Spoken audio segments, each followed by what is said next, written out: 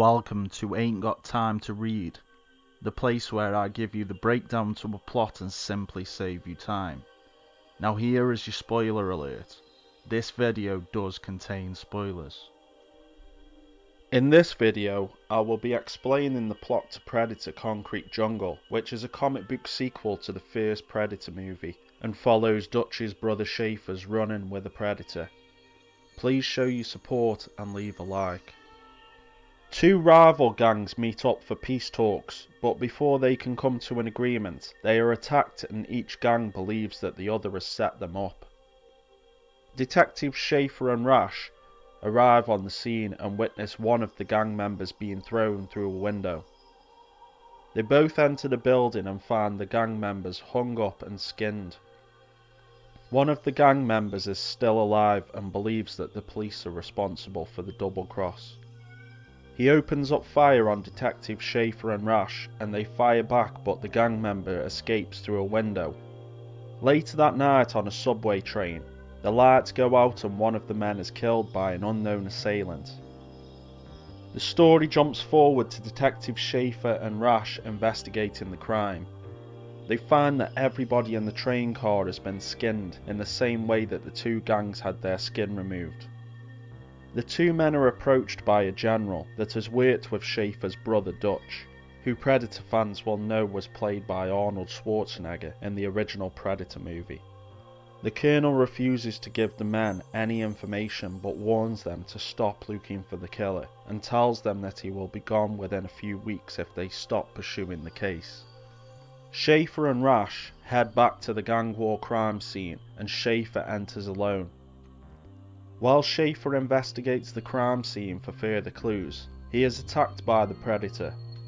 As Schaefer is a large man, he is able to put up a fight and even knocks off the Predator's mask. However, he is kicked out of a window and should have fallen to his death but gets wrapped up in washing lines and it breaks his fall. Surviving the fall, Schaefer realises that he has been tagged with one of the Predator's tracers, which is stuck in Schaefer's neck. Schaefer is then taken to the hospital and refrains from mentioning the Predator when questioned. When Schaefer checks himself out of the hospital and heads to his office the next day, his captain threatens Schaefer as he tries to get information about General Phillips. Schaefer gets angry and gets physical with the captain, but gets what little information out of him that he can and leaves. Schaefer gets on a plane and heads for Colombia where he meets a contact. The contact takes him to an enemy camp, which his brother Dutch and his team had infiltrated, and then shows Schaefer where the Predator that fought Dutch self-detonated. The Predator attacks Schaefer and surprises him by using high-tech weaponry, as Schaefer had assumed that they would fight mano a mano. The Predator emerges in front of him, and he gets his wish. Schaefer is successful in defeating the Predator and kicks him off a cliff edge and causes the Predator to be impaled on a spike. When Schaefer returns alive, it is revealed that the contact is working for Phillips. Back in New York, Rash decides to look through the Predator's helmet and is surprised to see that Predator ships are hovering across the whole city. As Schaefer and the contact are leaving, somebody opens fire on them and the contact is killed. Schaefer puts up a fight but is knocked out and taken hostage. Rash tries to tell the captain about what he saw through the helmet, but the captain refuses to listen.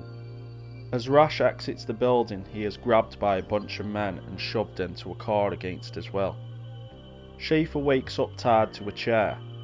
A drug lord named Escavera taunts Schaefer and tells him that he will kill him for throwing him from a third-story roof prior to the events of the story.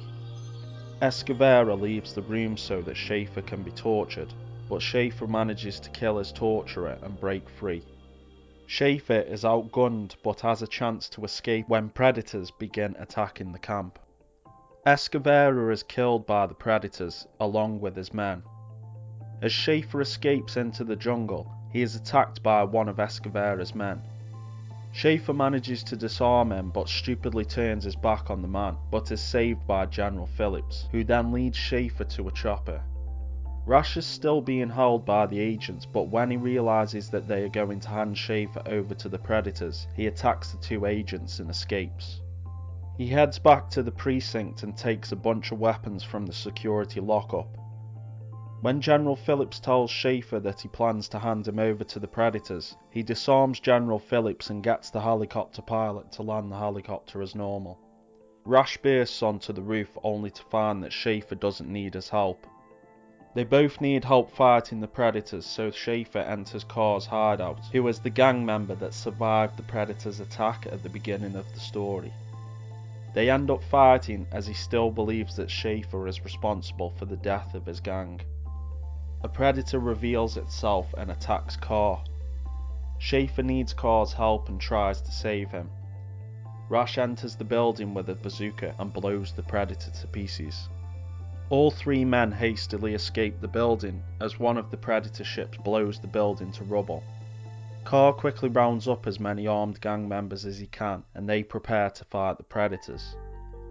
Using the Predator helmet, Schaefer fires a rocket and blows up one of the Predator ships. Captain McComb arrives and attempts to arrest Schaefer, but the Predators attack. Captain McComb is quickly killed by the Predators.